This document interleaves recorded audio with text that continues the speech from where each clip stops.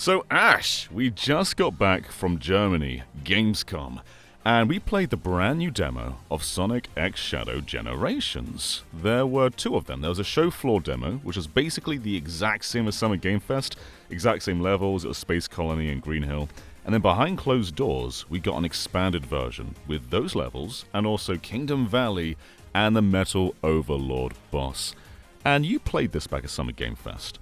And what was interesting is one of the first things you checked is whether it was on performance mode. And what was the result? Was it on performance mode by default? No, and I'm taking full credit for this. So yeah, at SGF it was not on performance mode by default, and I mentioned in my preview from SGF that it was very framey. Image quality mode was very framey, not the ideal way to play this game, so I immediately switched to performance mode, and it was a buttery smooth 60 FPS. And now here, or there, I should say at Gamescom, they were leading with performance mode. And I don't know about you, but I am taking sole credit for that. I caused this. I am the reason. It was all on you. Yes, exactly. Exactly.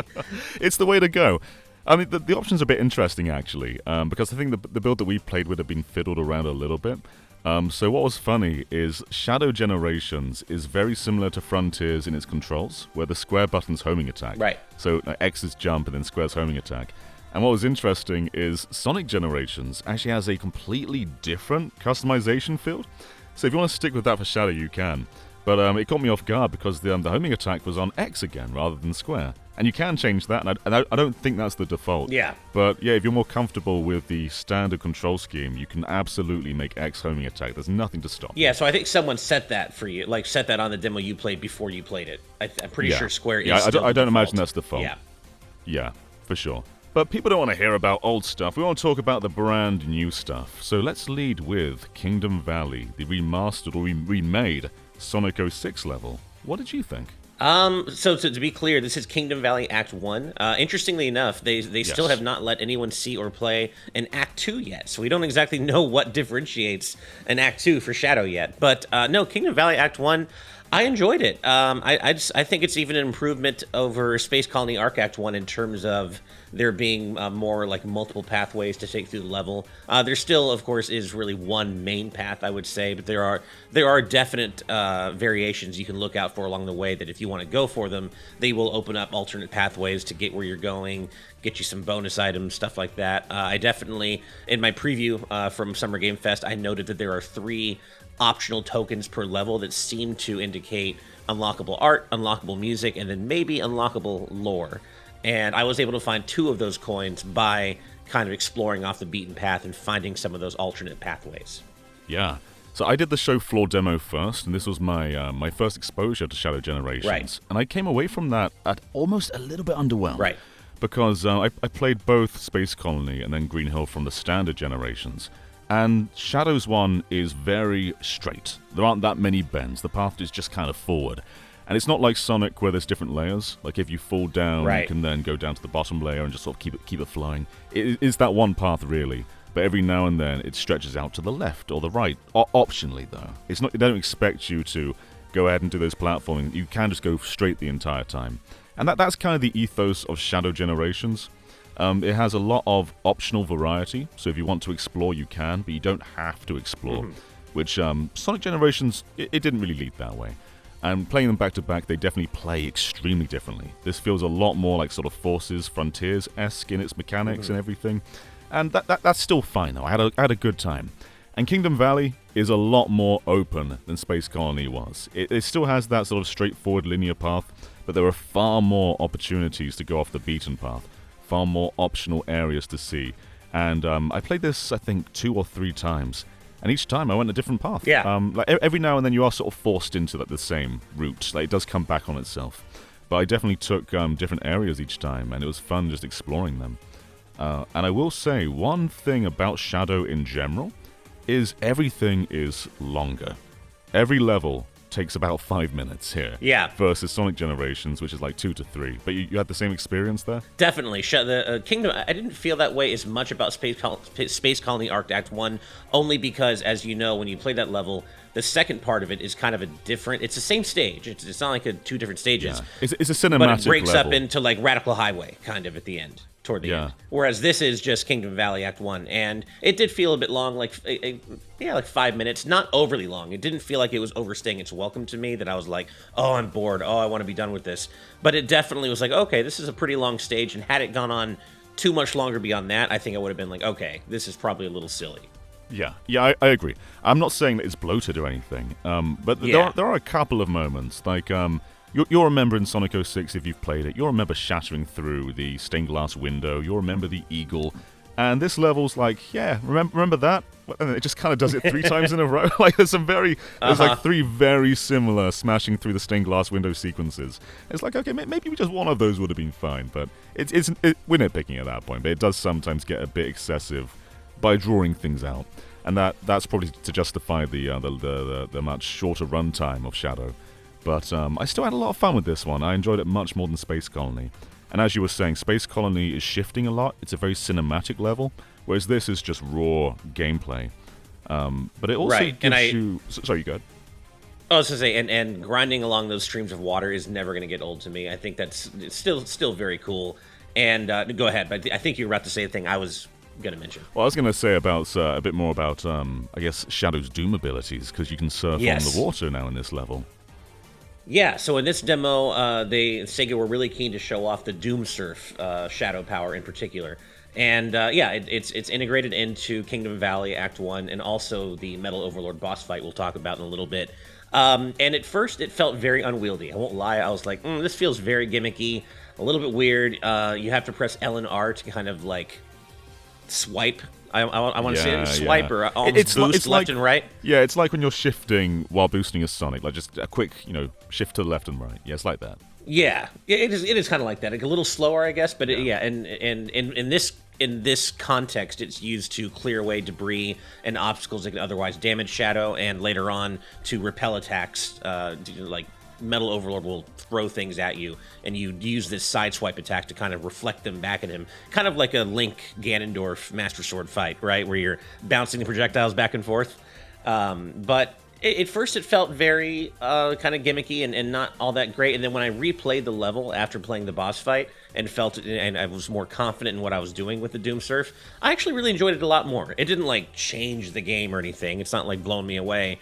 But I enjoyed that kind of breakup in the pace for the rest of the level. Yeah, and it's pretty much automatic. Like you go into a sequence where you're in the water and Shadow's just automatically surfing. Like there's no need to press a button or anything. It just shifts to it, like going from 3D to 2D almost. Right.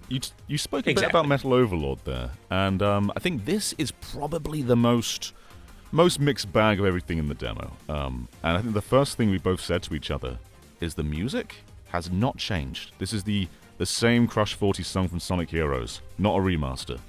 Yeah, which is the weirdest thing because every other part of the both the old demo and the new one has remixed music. I mean, and I was going to say Kingdom Valley's remixed music, which you can actually hear on YouTube now because Sega released it, is so good. It's great.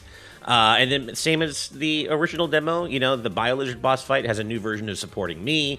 Space Colony Arc Act 1, same. But yeah, for some reason, this particular boss fight with Metal Overlord uses the original version of What I'm Made Of. Now, that's still a banger, obviously.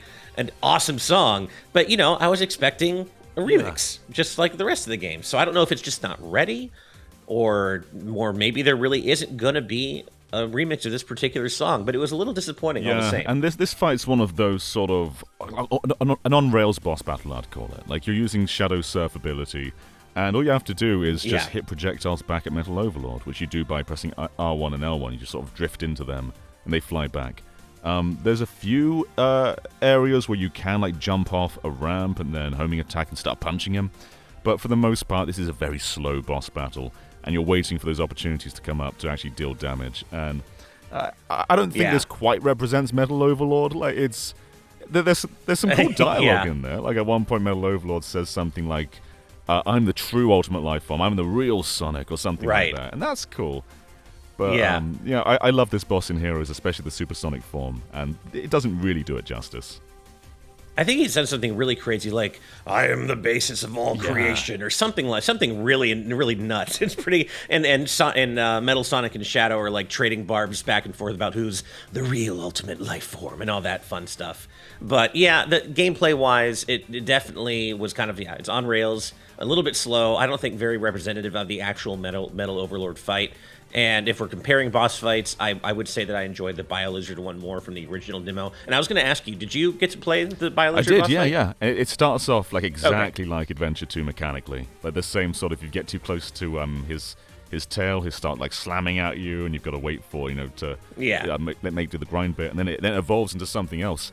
And I love that. That's kind of what I wanted with this one. Like something reminiscent, and then something higher octane. But that wasn't really what this was.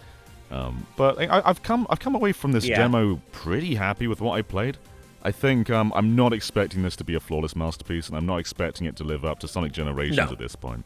But as a bonus, it's just great to re-experience these levels again, and it is a lot of fun. It takes a different approach to gameplay and level design, so expect it to feel different. Expect the level layouts to be different. And when you go from Shadow to Sonic Generations, there's a tangible feeling of difference in every regard. But we did also get to play Chemical Plant. We played Green Hell Zone as well, both Act 1 and Act 2 on Sonic Generations. Mm-hmm. And the drop dash, I didn't quite expect it. I never expected it. The drop dash is so versatile, and it makes the flow of classic Sonic so much more fun. Yeah, you played Act 2, I played Act 1, and I made liberal use of the drop dash. And it really... Yeah, all the time, and really just like in other 2D, Sonic games, whether it's Sonic Mania or the games in Sonic Origins, the drop dash just makes classic Sonic gameplay so much better than it already is in any game that it's in. The drop dash is just fun, it's versatile, it keeps the momentum flowing even when you get damaged by enemies. You can, you can always spin dash, but there's something about being able to drop dash on the move in really whatever context you want that really just keeps the momentum and the flow going throughout the entire level or the entire game, really. And it makes what was already really fun gameplay even more fun, in my opinion. Otherwise, Sonic Generations, it does have bonuses, which we didn't get to see here, like the Chow stuff. But otherwise, it is the same. Right. It looks and plays the same. If you've played it on PC and you're already used to 60 FPS, then this is what it is. If you played on console, you're getting from 30 to 60, which is a big bump. I think the only oddity is at one point during a 2D section with Modern Sonic, I just clipped through the environment, and neither of us knew. That's right. Neither of us knew what happened. That's never happened to me in the original game. I didn't do anything odd either. I was just boosting along a certain sequence, and then Sonic just decided he wanted to be in a wall now. Yeah, it was during a 2D segment, as you said, and I think you were going up like a half pipe, and then once you hit the ceiling, you just kind of clipped into the wall, and it wasn't a big deal. It was really the only oddity we noticed in any of our gameplay for the entire time. But yeah, that was a little bit weird. I will also say one more thing about Metal Overlord. One of us died at one point, and when you die in an on-rails level and you've got to repeat the whole thing, it can be tedious. But there are checkpoints. So if you've done... It's a slow boss, and if you've done like half damage, you don't want to go back to do it entirely again. And it's very good that they put checkpoints in there. I'm not sure if BioLizard is the same. Definitely. I have no idea. I guess I would kind of expect it to. But there's probably like damage checkpoints once you hit certain phases of the fight. There are probably checkpoints for that. I don't remember because I don't recall if I died when I played the BioLizard fight at Summer Game Fest. But yeah, I'm sure there probably are going to be at least phase-based checkpoints. Yeah, we're too pro of gamers to ever die. Apart from that one Metal Overlord time. Right.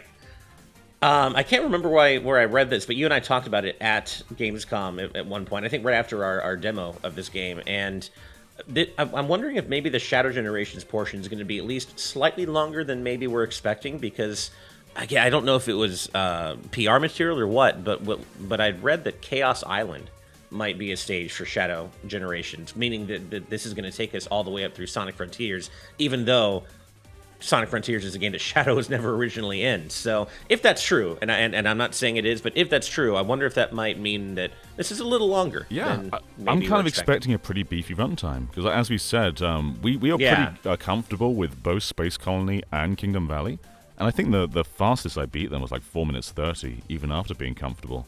Right. And if you're going out of your way to get all the collectibles and see all the paths, that runtime's going to add up. And then the hub, it's also kind of like Sonic Frontiers. We didn't see the hub ourselves, but it's going to have all those, like, it's an open zone pretty much. So even if they are dealing with less content, I can see this definitely racking up to a pretty comparable runtime to Sonic. Yeah, and especially considering, again, these are just the Act 1s we played so far. We haven't even seen the Act 2s of these stages and how they might be differentiated from Act 1. And then, of course, as you were mentioning, we've got the open zone white space as Shadow as well. So that's going to be... I'm very much looking forward to playing as Shadow in that kind of Frontiers-esque open zone format and seeing what exploring a 3D white space is going to be like. I think no matter what, it's just great they're remastering Sonic Generations and bringing it to modern platforms. And Shadow, it depends how you view it. Are you getting the game for Shadow? Are you getting it for the remaster? But Shadow does add a nice bit of meat to this compilation, and I definitely have some criticisms about it, but I'm having a good time. I can't wait to play the entire thing. Same. That's how I feel in a nutshell. Definitely some criticisms, but overall having a good time, and I'm very much looking forward to the final release, despite some nitpicks here and there. Absolutely. Well, is that us done for now, then? I believe so. Okay, well, thank you so much for tuning in, everybody. We'll be covering this game a lot more coming up until its release. We love Sonic over here, so of course we're going to talk about it more. And yeah, a lot more Gamescom coverage to come as well. So thank you for tuning in, and we will catch you next time. Bye, everyone. Bye.